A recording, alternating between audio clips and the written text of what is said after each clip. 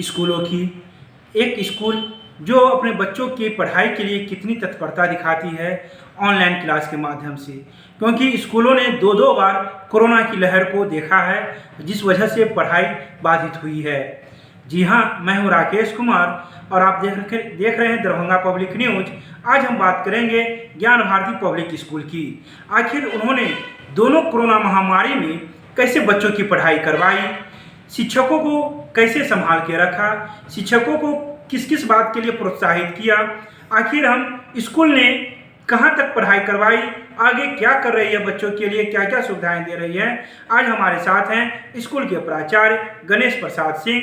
आज हम उनसे बात करेंगे स्कूल के बारे में, आखिर उनके विद्यालय ने क्या कुछ किया है। जी नमस्कार।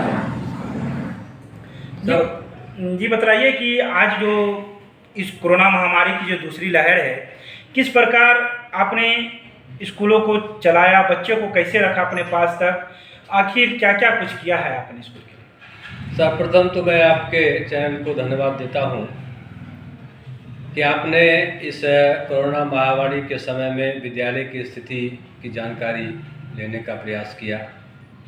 मैं आपको बता दूं कि विद्यालय पिछले साल 2020-21 में और इस बार भी कोरोना की दूसरी लहर में प्रभावित हुआ, बंद हुआ। और मैं आपको कहना चाहता हूं कि पहली लहर में कोरोना का पूर्णतः गाइडलाइन का पालन करते हुए जो बिहार सरकार और भारत सरकार का निर्देश कोविड का आया था, उसके अनुसार हम लोगों ने ऑनलाइन क्लासेज की व्यवस्था की और उस ऑनलाइन क्लासेज के माध्यम से बच्चों को सिलेबस की व्यवस्था किया, पढ़ाई की व्यवस्था किया। जहाँ जहाँ भी ऑनलाइन क्लास चल रहा था और पूरे विद्यालय को प्रत्येक दिन सैनिटाइज किया जाता था ताकि स्वस्थ रहें। यहाँ जो कर्मचारी जिस तरह से व्यवस्था किया गया था, जितने कर्मचारी आते थे, जितने शिक्षक आते थे। और इस बार भी हम लोगों ने ऑनलाइन क्लासेज की व्यवस्था किया है, जिसमें अभिभावक पूर्णतः संतुष्ट हैं, बच्चे भी उत्साहित हैं और ऑनलाइन क्लास करके हमारे विद्वान शिक्षक भी अपने बच्चों को काफ़ी कुछ दे रहे हैं। लेकिन एक बात का पूर्णतः हम लोग ख्याल रखते हैं कि सामाजिक दूरी बना रहे और सैनिटाइजर की व्यवस्था करके हम लोग जो है सो स्वच्छ और स्वस्थ वातावरण बनाए रखें, ताकि विद्यालय परिवार भी स्वस्थ रहेगा और पढ़ाई लिखाई ऑनलाइन भी जारी रखेगा। जब ऑफलाइन क्लास की व्यवस्था हुई थी तो उस ऑफलाइन क्लास में भी हम लोग सोशल डिस्टेंसिंग का पालन करते हुए हम लोगों ने व्यवस्था किया था।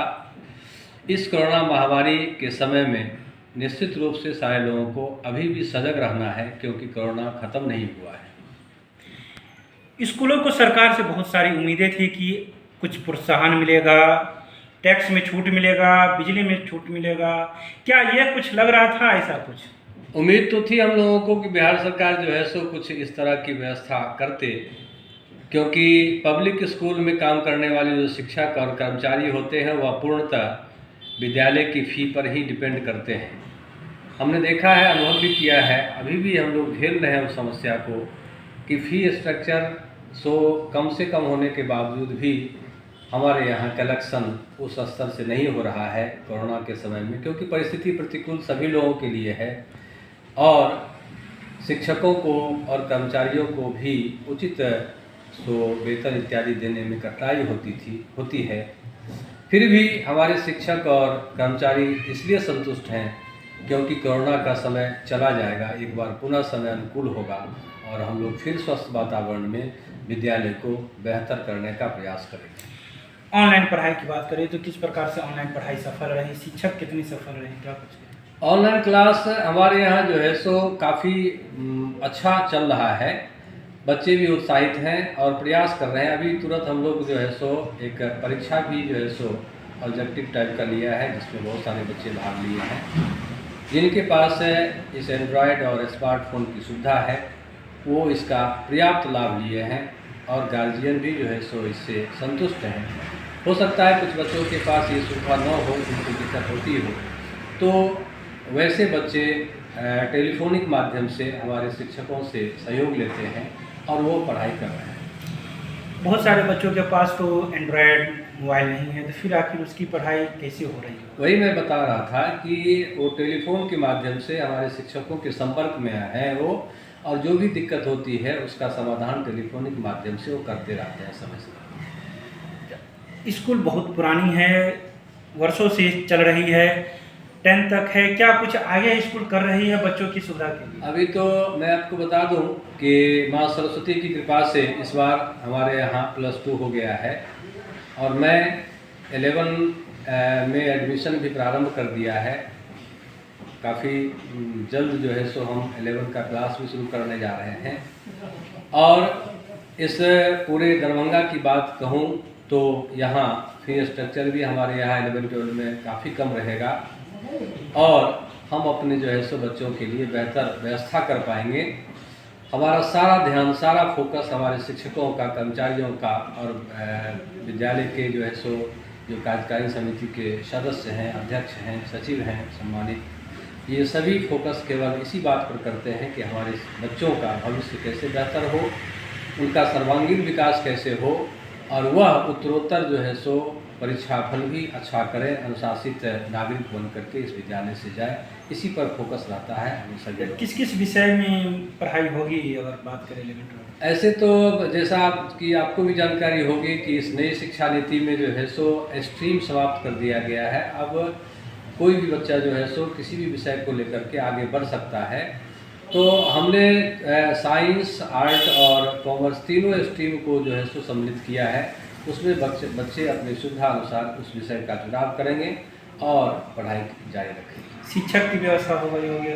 शिक्षक की व्यवस्था हुई भी है। अब जब क्लास शुरू करेंगे तो शिक्षक की व्यवस्था भी जो सरकार ने तो 11-12 के 50% के साथ तो व्यवस्था कर दी है खोलने की, तो क्या आप विद्यालय को खोलने जा रहे हैं? निश्चित रूप से जब हमारे यहाँ बच्चे 11 के हो जाएंगे तो हम उसी कोविड गाइडलाइन और बिहार सरकार के निर्देशानुसार हम क्लास को प्रारंभ करेंगे।